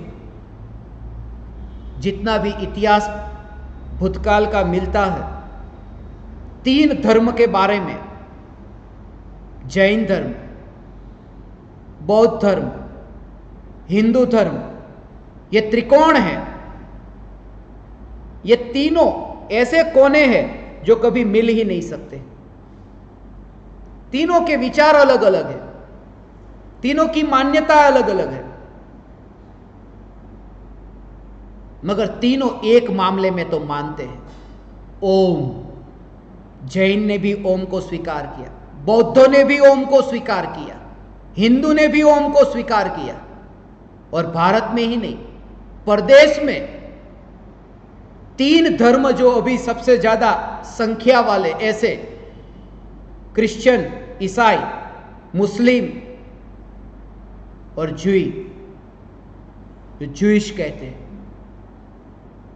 उनके गिरजाघरों में, मस्जिद में जाकर जब मैं प्रवचन देता, अंत में यह बोला जाता, प्रवचन के अंत में, चर्च में जाओ तो अंत में वे कहते आमीन। वो ओम का ही एक रूप है, आमीन। मुस्लिम में भी आमीन, इसलिए मुस्लिम में लोगों के नाम सुनते हो अमीन, अमीन नाम, अमीन, वो ओमीन से, ओमीन, अमीन, आमीन, वो ओम से ही आए हुए। और अंग्रेजी में 3 शब्द है, ओमनीसाइंट, ओमनी प्रेजेंट, ओमनीपोटेंट, ये 3 शब्द है। ओमनीसाइंट, केवल ही परमात्मा के लिए पूर्ण ज्ञान को जो प्राप्त हुए उन्हें ओमनीसाइंट कहते हैं। ओमनीसाइंट, जो इतने अनंत शक्तिशाली है उनके लिए ओमनी पोटेंट कहते हैं, अंदर पोटेंशियल पावर। और जो सर्वत्र है, सब जगह व्याप्त है, जहां देखो वहां ओमनी प्रेजेंट। ये ओम के इतने गहरे कनेक्शन है इस पृथ्वी पर, और तीर्थंकर भगवान की दिव्य ध्वनि ओमकार, ज्ञानी का बोलना होता है। तीर्थंकर बोलते नहीं, ऐसे ही ज्ञानी बोलते नहीं, सिर्फ जानना होता है। मैं तो सिर्फ इसलिए ये सब कह रहा था ओम के बारे में। अभी तो मैंने एक ऐसा चित्र बना करके दिया था कि ओम, जो वहां मस्जिद में मैं जाता था तो उनको ऐसे बताता था, ये जैसे है तो ओम बनाते तो ऐसा 3 करके, ऐसा हिंदी में ऐसा किया, 3 बनाया, और फिर साइड में ऐसा किया, और फिर ऊपर ऐसा, और फिर चंद्र बिंदी जैसा किया, और उसके ऊपर डॉट। तो मैं उनको बताता कि ये जो चंद्र बिंदी जैसा है ना, वो ऐसा 7 जैसा आकार है, 7, और साइड में जो ऐसा घुमा हुआ टर्न है वो 8 जैसा आकार है, और 3 है ना, वो मिरर इमेज करो तो 6 जैसा है। तो ऊपर का 7, नीचे का टेढ़ा है वो 8, और घुमा हुआ वो 6। मुस्लिम को कहता है इसमें 786 छुपा है ये ओम में। बोले अच्छा ऐसा है, फिर तो आप हमें प्रवचन दो। फिर कहता एक आत्मा ही सार है। मैंने ऐसा किया है, मैं तो जो है वो सीधा कहता हूं कि मस्जिद में जाता, चर्च में जाता, पहले उनसे कनेक्ट होता, फिर वो करेक्शन की बात, कनेक्शन बिफोर करेक्शन। रात्रि में ये सब विचार चल रहे थे बोलने के संबंध में कि ज्ञानी बोलता नहीं है, ज्ञानी बोलने की क्रिया को जानता है। पूजा करता है तब पूजा के काल में कैसे विचार चलते हैं। 24 तीर्थंकर की पूजा, 24 तीर्थंकरों में 24 तीर्थंकर जब तक दिखे तब तक 24 तीर्थंकर की पूजा नहीं हुई। ज्ञानी की पूजा में 24 तीर्थंकरों में चैतन्य परमात्मा दिखता है। और वो रात्रि में जो चला था वो मैं आपसे कहूं, आदिनाथ भगवान, वो पहले मेरे विचार में आए। आदिनाथ भगवान कि आदिनाथ आए कि अनादिनाथ ही दिखे। आदिनाथ में अनादिनाथ, वो पराये है वो आदिनाथ, और यहां स्व है वो अनादिनाथ। अजीतनाथ, वो अजीतनाथ नहीं, यहां अजीतनाथ, जिसे कोई जीत ही नहीं सकता, ऐसा नाथ अजीतनाथ यहां बैठा है। वो संभवनाथ, मगर संभवनाथ वो नहीं, यहां पूर्ण शुद्धता प्रकट होने की पूरी संभावना है, ऐसा नाथ, ये संभवनाथ। और जब ये प्रकट होने, अनुभूति होने, बस तभी तुमने धन कमा लिया और लोग आते हैं तुम्हारे घर में, कॉन्ग्रेचुलेशन कॉन्ग्रेचुलेशन। यहां अनुभूति हुई कि अभिनंदन अभिनंदन, वो अभिनंदन स्वामी यहां बैठा है जिसको अभिनंदन, वो विचार चल रहा। फिर 5वां सुमतिनाथ, सुमतिनाथ में सुमतिनाथ नहीं दिखे। सुमतिनाथ, सुमतिनाथ में मति से पार हुआ जो, वह सुमति। और एक बात ये कि मति तो सभी को है, मगर सुमति सम्यक दृष्टि को ही होती है, इसलिए सुमति ये शब्द नहीं प्रयोग किया। कुमति के लिए कहना पड़ा कुमति ज्ञान, कुश्रुत ज्ञान, कुअवधि ज्ञान, मगर जहां वो मति श्रुत अवधि है ना, उसका मतलब सु, वो सुमति ना। बहुत याद आई मुझे, अब तो किसी की याद नहीं चाहिए। अनंत काल तक किसको याद करूं? अनंत काल तक अब तो भगवान 24 तीर्थंकर परमात्मा आपको ही याद करूं। ऐसी जिनकी भावना है, उनकी भावना संसार में भटकने की है, क्योंकि याद करना अनंत काल तक, वो तो छद्मस्त होता है तब तक यादें होती है, केवली भगवान को यादें नहीं होती। वहां तो केवल ज्ञान है, मति श्रुत ज्ञान में यादें है। इसलिए मैं भगवान को याद करना नहीं चाहता। मैं भावना पाता हूं ये यादें कब मिटे। ये यादों से अब थकान लगी, बहुत याद किया। पद्म प्रभु, वो पद्म प्रभु वो नहीं, पद्म प्रभु ये, वो कमल नहीं। असली कमल तो यहां जो अमल है वही कमल है, पद्म प्रभु। सुपार्श्वनाथ, सुपार्श्वनाथ वे नहीं, सुपार्श्वनाथ जो राख की दीवार का पड़ोसी, ऐसा चैतन्य, वो सुपार्श्व, सुपार्श्वनाथ। चैतन्य महल सुपार्श्वनाथ है। चंद्र प्रभु, चैतन्य चांद की पूर्णिमा, वही तो चंद्र प्रभु है। चंद्र प्रभु स्मरण में आया कि वो पूर्णिमा का चांद स्मरण में आया, कि पारसनाथ भगवान स्मरण में आए थे, क्योंकि चंद्र प्रभु से पारसनाथ भगवान की टोक सीधी सामने दिखती है। 8वें तीर्थंकर से 23 तीर्थंकर की, और पूर्णिमा का ही अंतर है दोनों के बीच, 15 का अंतर है, 8 और 15 23, तो पूर्णिमा का चांद ऐसा। सुविधिनाथ स्मरण में आया, सुविधिनाथ, उसका अर्थ है सुविधि, वो विधि को बोलते। वास्तव में वो जो भाग्यशाली है, सौभाग्यशाली है, वो सुविधि है। और भगवान आत्मा ऐसा सौभाग्यशाली कि जिसमें भाग्य मिला ही नहीं है, ऐसा सौभाग्यशाली। क्योंकि भाग्य है ना, सद्भाग्य दुर्भाग्य, वो तो उदयगत है। शीतलनाथ, वो शीतलनाथ वहां नहीं, यहां। क्षमा स्वभावी, क्रोध को अग्नि कहा और क्षमा को शीतलता कहा, और क्षमा भी आत्मा का स्वभाव है। पूरी रात भर ये विचार चले थे ऐसे, एक एक करके सबका बताने का अभी समय नहीं है। जितना विस्तार से वो सब मुझे आपको कहना था। श्रेयांसनाथ, वासुपूज्य, श्रेयांसनाथ से वो श्रेयांसनाथ याद नहीं आए। श्रेयांस का अर्थ पता है? रोज श्रेयांस का अर्थ है परम धनी, उसे श्रेयांस कहते हैं। वो धनी नहीं, ये असली धनी। केवल ज्ञानी वे परम धनी नहीं। परम धनी ये कि जिसके आश्रय से मुझे केवल ज्ञान प्रकट होगा, वह परम धनी। एक एक करके सभी के बारे में। वासुपूज्य, 24 तीर्थंकर के नाम तो ऐसे बहुत बार बोले हैं। राख की दीवार का पड़ोसी, उस पर जब सत्संग होगा तब कहूंगा। चैतन्य महल में निवास करता है, वो वासु का अर्थ निवास है।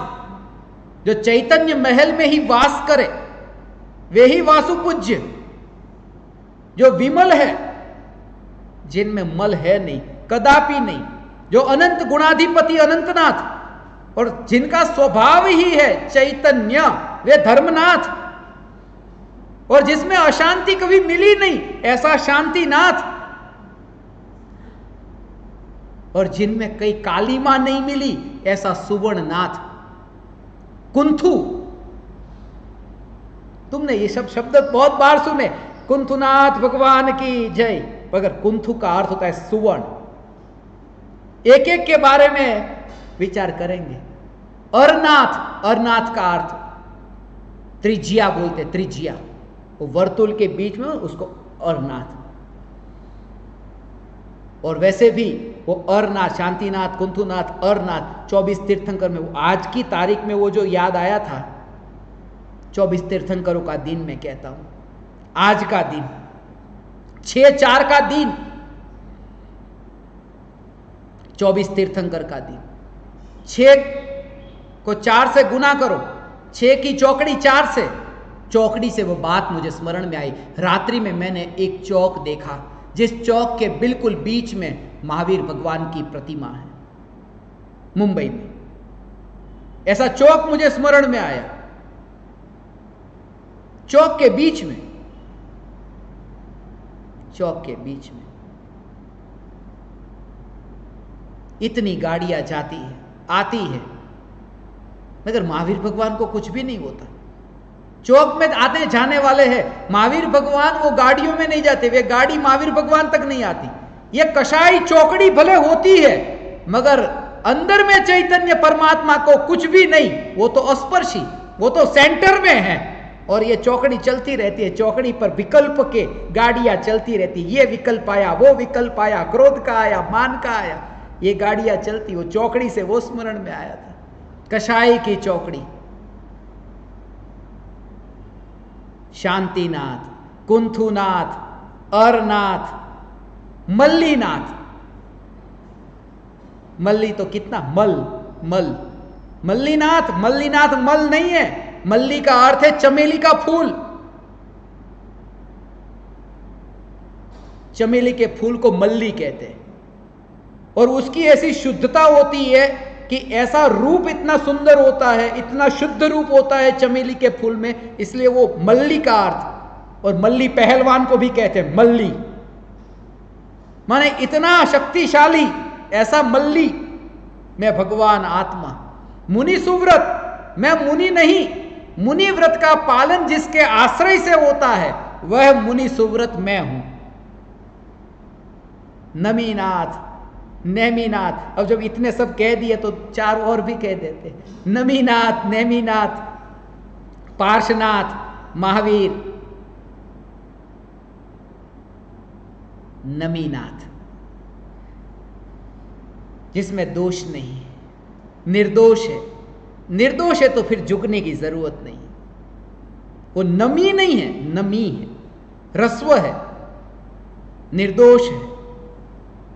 और नेमी, नेमी का अर्थ है किनारा। जैसे विकल्पों का प्रवाह बहता है, बहता है, मगर किनारे पर है, उसे उससे क्या लेना देना, नदी बह रही है। ऐसे विकल्पों के प्रवाह में, पर्याय के प्रवाह में जो मिलता नहीं, ऐसा जो किनारे पर ही है, ऐसा जो नेमी, ऐसे पारसनाथ भगवान, चैतन्य परमात्मा को पारस कहा। पर्याय आश्रय लेती है कि लोहा सोना बन जाता है, मिथ्यात्व सम्यक तो हो जाता है। ऐसे ही महावीर वर्धमान, वर्धमान, वृद्धि होती रहे, उनका नाम वर्धमान। प्रत्येक आत्मा वर्धमान है, मोक्ष होने के बाद तो वर्धमान नहीं, उसके बाद भी अनंत काल तक वर्धमान, क्योंकि पर्याय नई नई नई नई, पर्याय का प्रवाह तो बहता ही है, नई नई तो वृद्धि होती है पर्याय में, तो आगे आगे आगे, इसलिए प्रत्येक आत्मा वर्धमान है। ये 24 तीर्थंकर परमात्मा, ये तो उन्होंने आज पूछ लिया कि ये भगवान की पूजा करता है तो ज्ञानी कैसे करता है। ये पूजा से पूरा 24 तीर्थंकर भगवान का स्वरूप स्मरण में आया। आगे पूछा है, नित्य क्रम करता है तो नित्य क्रम कैसे करता है।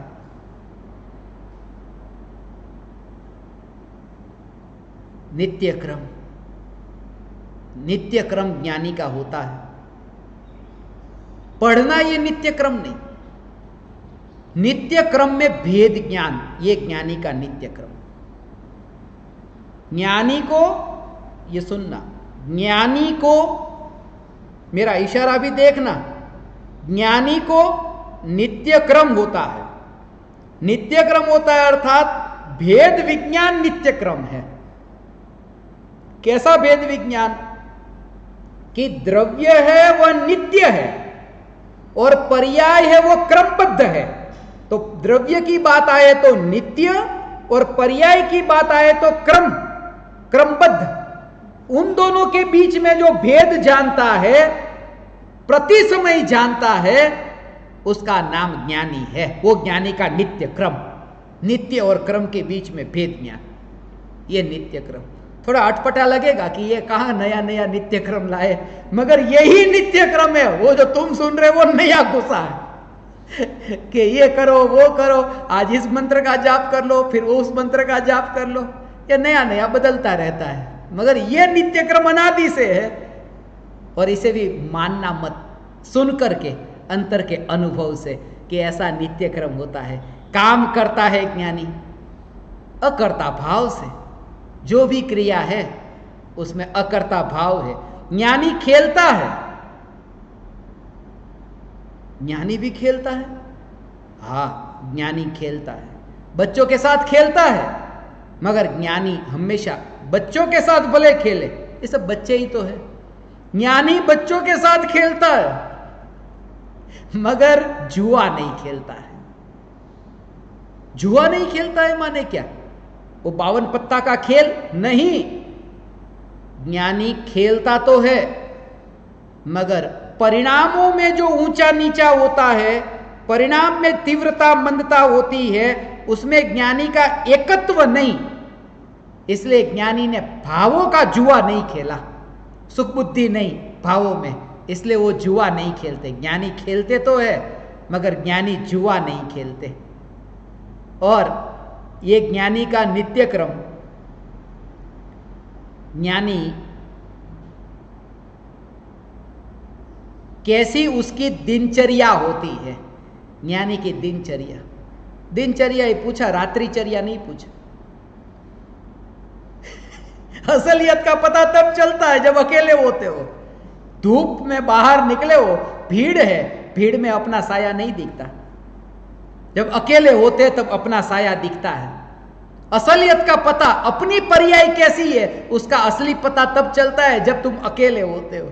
भीड़ में तो भ्रम पैदा होता है। सब देखो कितने बिल्कुल जैसे अभी अंतर्मुहूर्त में केवल ज्ञान पाने वाले ऐसे पलाठी लगाकर बैठे, मगर अकेले होंगे तब पता चलेगा।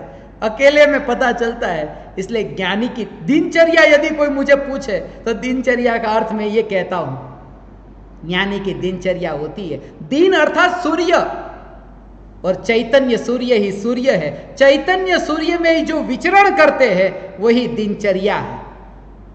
चैतन्य सूर्य में जो स्थित है, माने तुम जहां देखोगे वहां चैतन्य चैतन्य ही दिखेगा। ऐसी ज्ञानी की दशा कैसे प्रकट हो, इसके बारे में बहुत सी बातें कहनी थी। क्षणिक के बोध और नित्य के अनुभव से इस महीने में हम ज्यादातर यह चर्चा करेंगे, वह दशा कैसे प्रकट हो, क्षणिक का बोध हो, पल पल पलटते पामर परमात्मा का बोध हो, और आश्चर्य बिल्कुल न हो। ये बोध इसलिए जब कोई ज्ञान दीपक, कोई साधक मेरे पास आता है और आकर रोता है, जैसे ही वो रोया एक संभावना दिखी कि अब कुछ हो सकेगा। ये बहुत जरूरी है। मैं दुखी नहीं होता उसे रोता हुआ देखकर, खुश होता हूं कि ये रोया। यहां से ही तो जीवन की शुरुआत होगी, अंतर की यात्रा की शुरुआत होगी। उसका रोना दुखदायक नहीं, उसका रोना एक आशा है कि अभी होगा। इसलिए तो मुझे बचपन में जो बच्चे को मैं देखता, मुझे लेकर जाते थे अस्पताल में, तो अस्पताल में जब देखता यही पूछते, बहनों की प्रसूति होती, सबसे पहले यही पूछते। बच्चा पैदा हुआ, वो जो कुछ क्षण है पैदा होने के बाद के कुछ क्षण, सभी लोग ऐसे ही आंख फाड़ फाड़ कर देखते हैं, कान खोल खोल कर सुनते हैं, अभी अभी अभी रोया या नहीं, रोया या नहीं, रोया और रोया कि बस अब जीवन की शुरुआत हो गई। रोने दो, जीवन की शुरुआत में रोना जरूरी है। और चैतन्य जीवन की अनुभूति से पूर्व दुख को इतना भोग करके यहां आए कि रोए, इतना रोए कि बहुत भोगा, बस अब तेरे जीवन की शुरुआत होगी। रोने से जीवन की शुरुआत है। इसलिए क्षणिक का बोध पहले लिखा। सब बोध, और ये तो अंतर की अनुभूति, ये जीवन, ये श्रद्धा। श्रद्धा कोई प्रमाण नहीं श्रद्धा के लिए। तुम ज्ञानी को कैसे पहचानो, ये तो सब मैंने आपको शब्दों से बताया। पहचान नहीं, कोई तर्क नहीं, कोई प्रमाण नहीं। तर्क के शास्त्र होते हैं, तर्क शास्त्र, श्रद्धा का शास्त्र नहीं होता। तो फिर मैंने क्या लिखा? श्रद्धा तो लिखी। श्रद्धा में यही लिखा कि श्रद्धा का शास्त्र नहीं होता और श्रद्धा का आदान प्रदान नहीं होता। और सत्य यह है कि श्रद्धा का शास्त्र नहीं होता, श्रद्धा के लिए कोई प्रमाण नहीं होता। बस सिर्फ इतना कि तुम्हें प्यास जगी तो पानी होगा, भूख लगी है तो अन्न होगा। छोटे से बच्चे को देखो, किसने सिखाया उसे दूध पीना? मगर भूखा वो मां को ढूंढ ही लेता है कि अभी मुझे दूध मिलेगा। वो मां को ढूंढ लेता है, उसके अंदर संस्कार पड़े हैं इसलिए ढूंढ लेता है। एक भाव अंदर में छुपा हुआ पड़ा है, वो भाव महत्वपूर्ण है। ऐसा नहीं कि पूर्व भाव में मां का दूध पिया था इसलिए वो संस्कार से वो अभी मां का दूध ढूंढ लेता है। नहीं, इस कारण से नहीं, क्योंकि निगोद में से जब सबसे पहली बार निकला और मनुष्य हुआ तब तो पहली बार का अनुभव था, मगर तब भी ढूंढ लेता है। मगर वो जो भाव है कि भूख है तो दूध भी होगा, जहां ऐसी पिपासा कि ये सत्य, मुझे बेचैनी, मुझे चैन नहीं पड़ता, जहां मैं हूं वहां चैन नहीं पड़ता, बस फिर तुम्हें प्राप्ति होगी। और प्रमाण न होगा इसके लिए, अनुभूति का प्रमाण नहीं होता, काव्य का प्रमाण नहीं होता, संगीत का प्रमाण नहीं होता, नृत्य का प्रमाण नहीं होता, ऐसे ही अनुभूति का प्रमाण नहीं होता। क्योंकि अनुभूति स्वयं प्रमाण है, काव्य स्वयं प्रमाण है, नृत्य स्वयं प्रमाण है। ये संगीत बज रहा है, ये संगीत स्वयं प्रमाण है, फिर और प्रमाण की क्या जरूरत? इसलिए प्रमाण मत पूछना ज्ञानी से कि क्या प्रमाण है आपने पाया, मौन रहेगा। सिर्फ इतना, ज्यादा से ज्यादा कि दिन प्रतिदिन वो भीड़ से बचेगा। परम कृपालु देव जैसे कोई प्रमाण नहीं। काव्य लिखे, काव्य लिखता है वह कवि है, मगर परम कृपालु देव सिर्फ कवि नहीं थे, परम कृपालु देव ऋषि थे, कवि के साथ ऋषि थे। और लोगों ने उन्हें कवि तक ही देख लिया। और दोनों में बहुत बड़ा अंतर है। कवि और ऋषि दोनों रचना करते हैं काव्य की, मगर कवि की जो लिखता है उसका जीवन ऐसा नहीं। उसके व्यक्तिगत जीवन में मत जाना, लिखा होगा कविता में बहुत अच्छा मीठा, मगर उसके व्यक्तिगत जीवन में जाओगे बहुत जहर पाओगे कि यह व्यक्ति जिसने ऐसा लिखा था, कवि वह और ऋषि वह है। जैसा लिखा ऐसा ही उनका जीवन है। परम कृपालु देव ऋषि। महात्मा गांधी भी कवि कहकर अटक गए, इसलिए तो रायचंद भाई कहकर अटक गए। ऋषि देखा होता तो परम कृपालु देव कहने को तैयार होते, रायचंद भाई नहीं। बहुत गहरा राज है सम्यक दृष्टि। आज का दिन यह क्षणिक के बोध से नित्य की यात्रा। 4 और 6 के बीच में चौकड़ी है, चौकड़ी में भी चौथा गुणस्थान है। यह चौथा गुणस्थान, जब मैं ये सब लिखता था, राग की दीवार का पड़ोसी, तब भी यह विचार आता था, बोलता लिखता। मेरे पास में श्रीलिपि के फॉन्ट में श्रीलिपि का सॉफ्टवेयर है, उसमें जब मैं लिखता था उसमें भी मुझे यह विचार था, श्री और लिपि उसके बीच में भी भेद विज्ञान। मैं श्री हूं, मैं लिपि नहीं। श्री अर्थात ज्ञान रूपी लक्ष्मी मैं हूं और ये लिपि मैं नहीं हूं। सॉफ्टवेयर भले वो श्री लिपि का हो। भेद विज्ञान प्रति समय, मगर भेद विज्ञान के कारण श्रद्धा नहीं, श्रद्धा के बल पर वो भेद विज्ञान सहज होता है। ज्ञानी बोलता है इसलिए वह ज्ञानी नहीं,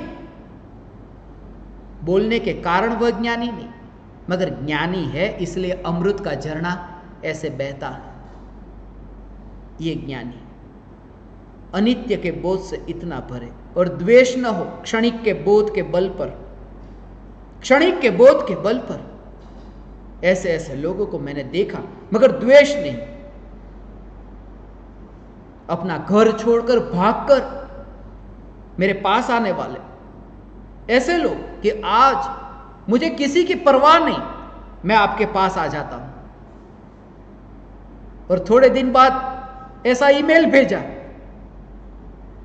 इस बात को भूल ही जाओ कि मैं कभी आपसे मिलने आया था। ये क्या हो गया? ये पलटना। और एक व्यक्ति ऐसा है जो उसके घर में मैं गया, उनकी सास ससुर सब मुझे बहुत मानते थे कि आपसे हमें कुछ प्राप्त होगा, मगर वो व्यक्ति कमरे में से बाहर नहीं निकला। नहीं, मैं इनमें नहीं मानता। और वही व्यक्ति घर छोड़कर भागकर यहां आया और बैठा है कि कभी कमरे में से बाहर नहीं निकलता, वो यहां छोड़ करके भाग कर आया। और जो भाग करके आया था वो कहता है कि ये समझ लो हमारे बीच कभी मुलाकात नहीं हुई। ये क्या? ऐसा अनित्य। मगर झटका न लगे, यही अनित्य, यही क्षणिक, उसमें मैं नहीं। ये जागृति धर्म है। क्षणिक का बोध और नित्य का अनुभव। और बहुत सी बातें कहनी है, चखा बहुत मगर परोसा नहीं जाएगा बहुत। पूज्य गुरुदेव श्री कांजी स्वामी 19 बार समय सार पर प्रवचन देते हैं, 19 बार। हर बार नया नया भाव निकलता है, वही पुरानी बातें नहीं, मगर सभी भावों में एक न्यायक भाव ही छुपा है। सभी भावों में न्यायक भाव। आज तो मैंने आपसे ये 2 साधकों की जिज्ञासाएं व्यक्त की कि उनके संबंध में मेरे विचार प्रस्तुत किए। रात्रि में तो और भी विचार चले थे, जैसे 24 तीर्थंकरों के विचार चले, क्योंकि 4 6 6 4 24 6 4 24 तत्वार सूत्र का 6ठा अध्याय 4था सूत्र, उसका भी कनेक्शन है तीर्थंकर परमात्मा से। कभी पढ़ना 6 4 4 6 4 6 का दिन। 20 तीर्थंकर मुझे स्मरण में आए थे। कभी समय मिला तो 20 तीर्थंकरों के बारे में रात्रि में क्या विचार चला था, कभी अवसर मिला तो कहूंगा। अभी आप समस्त परमात्माओं ने, विशेषकर ये साधकों ने इतनी जिज्ञासाएं व्यक्त की और उनके निमित्त से हम सभी को ये सत्संग करने का अवसर प्राप्त हुआ। और भी ज्ञान दीपक साधक अपनी जिज्ञासाएं व्यक्त कर सकते हैं, और इतनी जिज्ञासाएं आई है कि अभी कुछ दिनों तक तो ये शंका समाधान का ये जो आयोजन किया है, जिसमें हमारा एक ही प्रयोजन है कि सभी इस ज्ञान को प्राप्त कर चैतन्य स्वरूपी, ज्ञान स्वरूपी परमात्मा की पहचान करें। आप समस्त परमात्माओं को मैं प्रणाम करता हूँ।